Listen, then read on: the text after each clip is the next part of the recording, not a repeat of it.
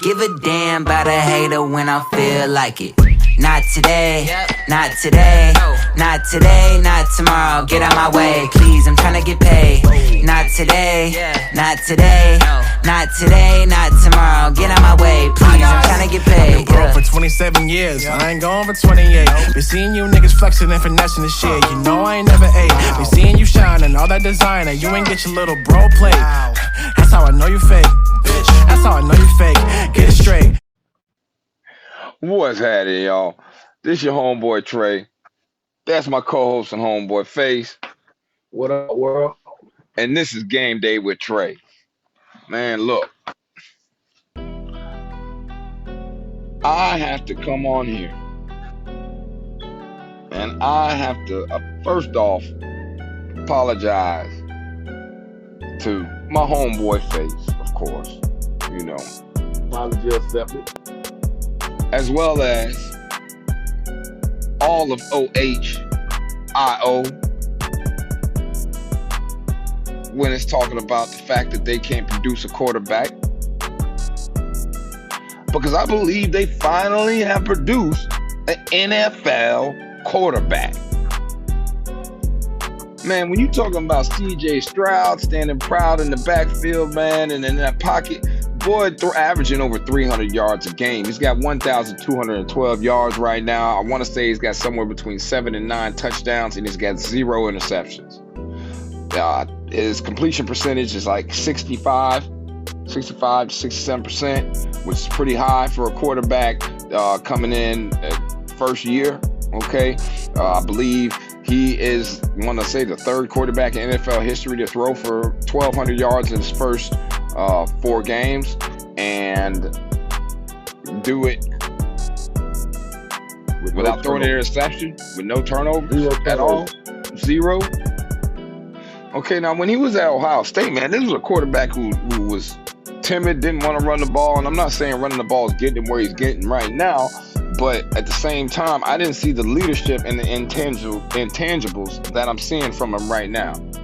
So, Face, I got to give you salute first off and foremost for seeing that in the young man. Normally, I can see it from a mile, and I missed it on him. I probably was shrouded by that OHIO and the cloud on all the quarterbacks that they produced into the NFL, man. Face, man, what you got to say about this first and foremost, man, before I heap more praise on the young man and we start talking about some of the stuff he's got coming up? Hey, I look at certain raw intangibles that these quarterbacks have, and it's a simple formula, but it's also a formula that, to me, decision making, playmaking, and accountability. This dude, he made these different plays at Ohio State. He made throws that I felt like only NFL quarterbacks could make. And I knew that his transition to the NFL might be a little smoother than a lot of people thought because of confidence that he has in himself. The dude really believes in himself, and it's warranted in a sense. You feel what I'm saying? So you got to think about this: to throw that many yards in the NFL, to have his 5, 6, 7, 8, 9 touchdowns. Well, no, now and you throwing it. And you throwing, it's not just that. You don't have the greatest wide receiving core out there. You got Nico Collins, who had 168 yards last week against Pittsburgh when you lit Mike Tomlin up somehow. All right, and then you got a great running back because you pair back there with Damian Pierce Jr. from Florida, which is a great pound-the-rock running back. So that's also giving him some help and alleviating a little bit of that pressure. John Amitri's coming back from leukemia, I think. So I'm not sure how much he's been playing or if he's really even been playing at all. And then you got Dallas Schultz, tight end from the Dallas Cowboys last year. So, and being that you apologize, and I accepted your apology for you not seeing the thing, but that's how it goes sometimes. But at the end of the day, no, I'm just saying, at the end of the day, it's like, I don't forget what I was going to say for real, bro. Well, I'll tell you what you was finna say. You was finna say at the end of the day, you got to look at the quarterbacks that he was coming up against. I mean, Bryce Young, he's still looking too young out there on the field. All right, he already missed a game. Anthony Richardson, I called it. He was going to miss some games, and he already missed a game on that one. No. Okay. That's what I was going to say about our conversation. I didn't mean to cut you off about the conversation we were having, and you brought that up previously about him not having no receiver. Like, who he going to throw the ball to? I said, he might throw it to himself. I say, but good quarterback make those around him better. Exactly. That's when you know you got a good product, because you got to think about a lot of the receivers, not just Brady, but a lot of receivers that Brady brought out. We didn't know who they were before Brady started throwing to them. Yeah, you didn't know who Julian Edelman was. He had a lot of people stand up. Nobody knew who Wes Welker was. Nobody knew who Troy Brown was. But at the end of the day, when you got good people around you, you make them better. They might not be superstars, but Brady had trust in them. They were smart enough to earn his trust, and in return, it was a beautiful situation for everybody. Now everybody knows Troy Brown, everybody knows Wes Welker. It's just saying that a good quarterback will make those around because he got to utilize what he has. But see, that's what it is about being a true leader. All right, I mean, your quarterback has to be a leader. I'm not saying he has to be the leader, but he has to be a leader. All right, and everything that I'm hearing coming out of Houston when they're talking about CJ Stroud, his leadership qualities, and what he's been doing since day one, he has everybody over at his house twice a week, once for dinner, and another time just to come over and hang out. Twice a week, everybody's at his house. Everybody. Okay, and it's not for a party. All right, they ain't doing nothing crazy at this young man's house or nothing like that. He just has the whole offense over at his house. All right, and they all hang out. That's what true leaders do. I remember when the Dallas Cowboys were doing their thing and getting them 3 Super Bowls when they had the triplets there. The main thing you would always hear about was 2 things back in that era. One, Barry Sanders, which is not a Dallas Cowboy, but for Detroit Lions, would buy his whole offensive line. Okay, like rings and stuff like that, whatever they wanted. But with that, back in Dallas, Troy Aikman. Okay, Troy Aikman would, whatever his offensive linemen were into, every year he bought them something different. 4-wheelers one year,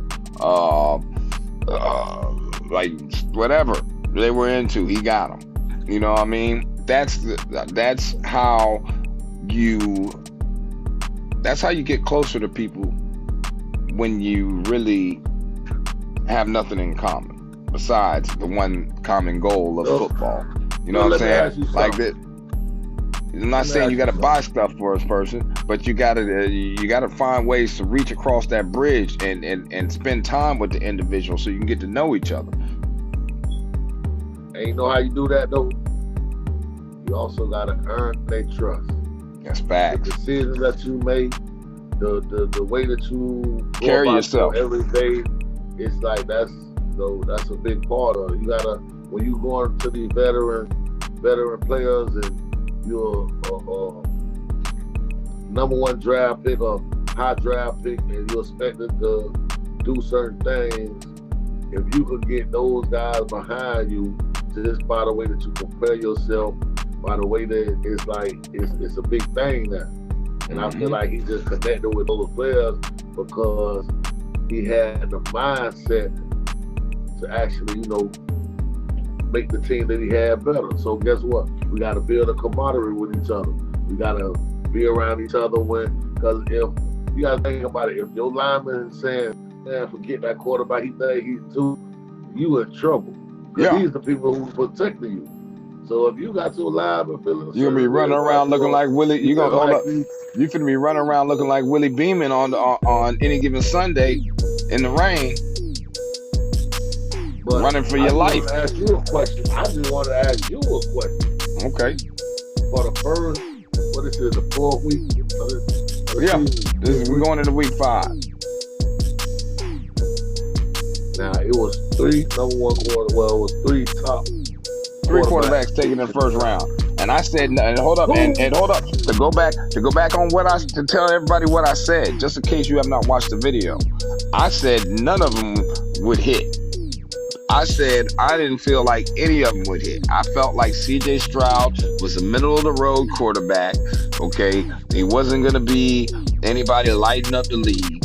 All right, if you look up what his comparison is, it's actually Jared Goff with more athleticism. And if he could be Jared Goff with more athleticism, then he's got a bright future. And I just personally didn't see that. I didn't think he was making proper reads a lot of times at Ohio State in the big games. Then when I talked about Anthony Richardson, I said Anthony Richardson can't be the guy because he's only got 13 starts. What's going to make him look good in the beginning is the fact of the style of offense that Shane Steichen would run with the Philadelphia Eagles, which is something that would be more akin to what Jalen Hurts was running his first 2 years starting in the league, running the ball more, things like that. And I said Bryce Young wasn't going to be successful because he don't got no weapons. They traded away everything he could have. And he's so small right now, you got to have somebody to get the ball to. He ain't had not one weapon. So right now, I'm still good on my other two because I predicted Anthony Richardson's injury. I predicted Bryce Young was going to get injured. Okay. And CJ Stroud is still early in the season. Now, I'm giving him his praise right now because a young man coming out and he's got a hot start. And I'm always going to back the black when it comes to things like that at the quarterback position. Especially with a young man trying to show that it's not just a position that someone gets back there and scrambles. He's a pocket passer. You feel me? But at the end of the day, it's early in the young man's career. Remember, I'm still not even all the way sold on Brock Purdy, at least until last weekend when I saw him go 20 for 21. When I saw him go 20 for 21, oh man. Because look, you gotta understand the system. Look, Brock Purdy is a good quarterback. I don't know if he's a great quarterback yet. I don't know if he's great. Or nothing better yet. I don't know if he's. I don't. No. Hold on. I'll say he is great. I don't know if he's elite. That's what I will say. He's great. I don't know if he's elite yet. Okay. Do numbers lie? No, they don't. And right now, they ain't lying for neither CJ Stroud or Brock Purdy. But hold up, look. He ain't lost a regular season game since he done started. You want me to tell you something though? What they have in common? They both run in that Kyle Shanahan offense, brother, and they running it to perfection. Now I don't hold offensive styles or defensive styles against the player, and I'm not holding it against them. But that lets me know I need to see a little bit more. Okay, Brock Purdy, this is year 2. Okay. If he continues when he does what I think he's gonna do to the Dallas Cowboys this week, and that's just a hot take preview. When he does what I think he's gonna do to Dallas this week, then yeah. But hold up, let's go ahead and say what you're gonna say. Then we get back to your boy CJ Stroud real quick. It's the end. I just want to say this: seeing what you've seen thus far. Who is the best quarterback out of that class? Out of this, CJ Stroud. CJ Stroud. Best quarterback, OHIO Stroud. You know what I'm saying? Hey, who gave y'all that? Who picked this dark horse out of the bunch? Hey, hold up now. We do got something else to talk about real quick, man, because he's finna go up against Desmond Ridder and the Atlanta Falcons. All right. They sorry. So this could be another big W for him. The next big games CJ Stroud got. Okay, he plays Atlanta, then he's gonna play New Orleans. Then he has the bye. Then he plays Carolina. Then he plays Tampa. Don't try to get this too boy. far, No, I'm just telling you. I'm just telling you. This boy might be. Yeah. He might win 2 of his next 3 games because he ain't finna beat that hat that you got on your head. Todd Bowles gonna That, eat him alive. Anton Winfield, he better be ready for Anton. now they ain't beating the Bucks. They You ain't beating know the what Bucks. I'm But what I'm saying is this: saying? we're not gonna get too far ahead of ourselves. I'm not saying that this or that, but I felt like he's gonna be a good quarterback. He's on his way, and once he set himself up to understanding that he got his own expectations, it only goes up from there. Because once you set a bar for yourself, you always want to shoot higher. So by him not turning the ball over, I'm pretty sure that's something on his, that he's looking at. I ain't turned it over yet. So, and quarterbacks like that don't have a regular turnover rate like certain quarterbacks who don't put any stock into it. You get what I'm saying? Mm-hmm. I feel like, how you start certain things and how you finish. And I just feel like he got a good start. His confidence level is up. And I feel like he's going to have the best run out of the class that he came out of. And hopefully beyond that. You know what I mean? Well, I hope he So does because I got 4 of his rookie cards. I got 4 of them.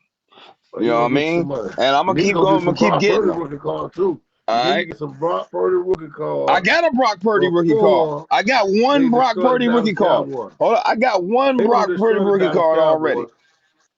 You know why? I'm going to say this, and I shouldn't say this right now, but I'm going to say it. The 49ers are going to destroy Dallas for the simple fact Brock Purdy is the number one quarterback when going against man-to-man defenses. If you, like Dallas like to play man defense, if Mm-hmm. you play man with Brock Purdy, he's going to light them up. He's going to light their ass up in Dallas. So All guess day. what? If you play that boy one-on-one with the weak-ass cornerback, Diggs gone, the Mm-hmm. Cowgirls going to have a long day. The Yeah. Cowgirls going to have a tough rodeo. And I say the Cowgirls because that's how I feel. I never liked the Dallas. I don't like their fans. I don't like the fans. None of that. None of that. Y'all ain't won since Emmitt Smith been gone. You act like you gonna win the Super Bowl every year. How the 30 hell? years. 30 years.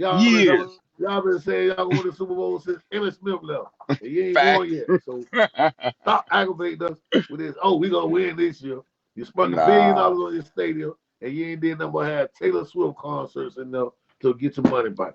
You ain't won nothing in that stadium. So At all. Dallas Cowboy fans, stop making yourself look dumb. Because you make yourself look bad. Like every year you're gonna win a Super Bowl. Jerry Jones. Man, Jerry Jones better Sit his old Donald behind Trump. down. He look like him and Trump look like they brothers and cousins. Sit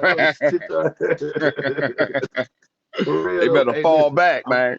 Fall back. But Brock Purdy gonna torch that shit come next week I when they know. play. Well, this week. This weekend. This weekend. Oh, It's you gonna bet. be Dallas gonna be tricky. Dallas gonna be tricky and not be who they are and not play man to man as much. Because if you play man with them, it's going brother. down. Brother, look, I don't care how tricky they get. When you're dealing with people like Christian McCaffrey, Debo Samuels, I mean, Debo. You're dealing with Debo, and you're dealing Brock with Purdy. Brock Purdy, and you're Brock dealing Purdy. with Kittle, and you're dealing with, man, come on, man, you're dealing with Shanahan, you're Hold dealing on. with Bosa, you're dealing with yep, we going too far ahead. Y'all We ain't gotta going too see. far here because these two quarterbacks that I've been talking about from the start of the season before I see any of this. I've been talking about Brock Purdy. I've been talking about CJ Stroud. Yeah. I think I'm in the wrong business. I might need to go be a psychic. I think I'm gonna give y'all my psychic number. I got a psychic number for y'all. I'm gonna get a psychic number, so I'm gonna get that to y'all next time I come on. Cause I'm gonna have a line Yeah, for that. I'm low. gonna give y'all off the cuff predictions, but they happen. So Oh man. All right, y'all. Well, this game day with Trey, man. Technical difficulties, so you know what it is. But at the end of the day, I was wrong. I want everybody to know that and understand. You ain't gonna hear that song come out me a lot of times. Boy, that's y'all better mark this day down in history. Yeah. Straight saying he was wrong. Ooh, what? You hear me? Hey, You ain't never gonna hear that. ever. I'ma holler at y'all, man. Peace. See?